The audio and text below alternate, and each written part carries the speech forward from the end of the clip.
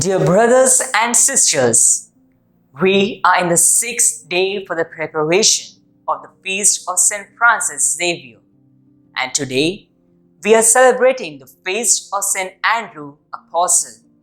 Hence, in a special way, we pray for priests, religious men, and the formation houses in our archdiocese. In today's first reading, we see Jesus calling his 4 disciples. So faith comes from hearing, and hearing to the Word of God. The core of the reading taken from the St. Paul's letter to the Romans.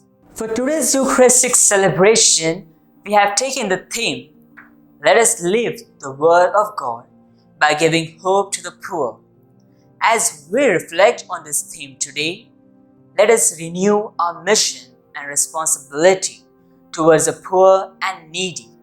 Let us ask the Lord to give us the grace in this Holy Mass so that we may make the poor and needy our first priority and offer them hope in the Lord.